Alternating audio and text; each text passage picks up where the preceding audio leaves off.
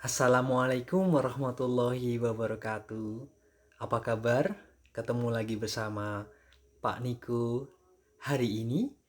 Dalam kesempatan kali ini kita akan belajar lebih mendetail tentang struktur sel hewan dan tumbuhan. Jadi sebenarnya ada beberapa hal yang perlu kita ketahui tentang sel hewan dan sel tumbuhan. Ternyata ada beberapa persamaan dan perbedaan. Oke, kita lihat gambar di samping kita ini ya. Di sini kita bisa melihat secara eh, secara terlihat jelas ya di situ bahwasanya ini adalah bagian organel sel pada sel hewan. Oke, di organel sel pada sel hewan ini yang perlu kita ketahui adalah, akan Bapak besarkan di sini. Yang perlu kita ketahui organel-organel penyusun utama sel hewan. Oke, di sini organel yang utama adalah this is the one. Inti sel. Oke. Kemudian nama lainnya inti sel adalah nukleus yang berfungsi utama untuk mengkoordinasi semua kegiatan sel. Kemudian ingat, anak inti sel di dalam inti sel disebut dengan nukleolus. Dia juga memiliki peranan penting di dalam sel, terutama di dalam mekanisme pembentukan genetik DNA-nya di situ ya. Kemudian kita bisa lihat di sini yang bintik-bintik merah itu kecil-kecil itu disebut dengan ribosom. Itu fungsinya adalah untuk sintesis protein. Jadi ribosom itu berfungsi untuk membuat protein. Kemudian tempatnya ribosom yang warnanya biru ini disebut dengan retikulum endoplasma.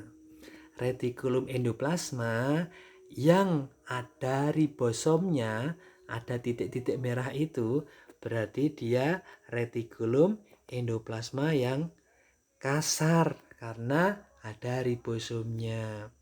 Oke ya, bisa ditangkap. Terus berarti ada dong retikulum endoplasma yang halus, ada. Karena nggak ada ribosomnya ini. Oke. Kemudian yang perlu kalian ketahui juga, ada juga badan Golgi yang warnanya hijau ini. Hijau. Di situ memiliki fungsi untuk ekskresi sel. Ekskresi itu ngapain? Ekskresi itu pengeluaran zat sisa.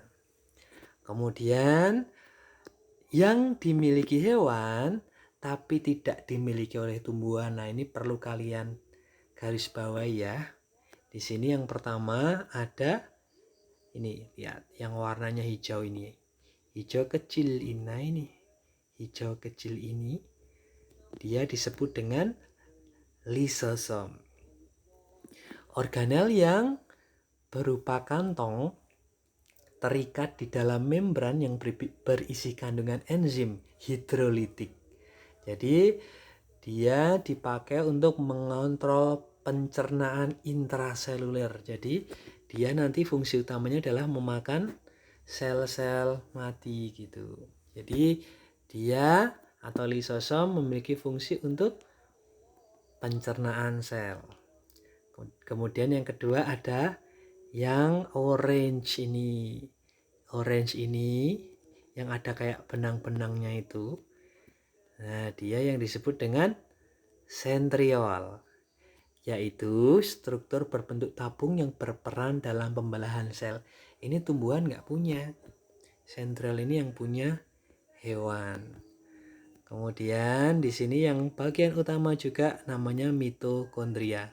Pasti kalian sering dengar mitokondria. Betul. Mitokondria itu yang ini. Warnanya merah ini harusnya. Oke. Betul ya.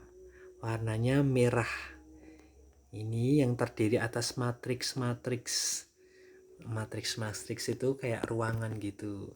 Dia berfungsi untuk pembuatan energi sel. Caranya seperti bernafas gitu. Jadi mirip banget dengan organ tubuh kita. Ada fungsi menyokong sistem tertentu. Oke ya, bisa ditangkap untuk sel tumbuhan. Nah, sekarang akan kita bahas yang sel hewan. Kebalik, untuk sel hewan. Sekarang kita bahas tentang sel tumbuhan. Nah, yang membedakan utama antara sel hewan dengan sel tumbuhan nomor satu adalah ini. Di sel tumbuhan dia ada dinding sel. Betul. Sehingga tumbuhan itu akan keras karena ada dindingnya. Hewan apakah ada dindingnya? Nggak ada, sehingga lebih elastis. Contoh kulit kita, ini kan elastis. Nah, karena tidak ada dinding sel. Kemudian yang nggak ada juga di hewan, this is yang warnanya hijau. Hijau ini namanya chloroplas. Dia fungsi utamanya untuk apa? Fotosintesis. Fotosintesis itu hanya tumbuhan yang melakukan. Yang lain-lain sama ya, ada nukleus, nukleolus, retikulum endoplasma, ribosom, mitokondria, membran sel sama sitoplasma itu cairan sel. Nah, ini yang beda. Tumbuhan punya vakuola yang besar banget. Untuk apa? Ada kadang untuk menyimpan cadangan makanan, kadang juga untuk menyimpan cairan, ada udara dan sebagainya. Ini beda utama antara struktur sel hewan dan tumbuhan. Semoga bermanfaat. Sampai berjumpa dan wassalamualaikum warahmatullahi wabarakatuh. Semangat!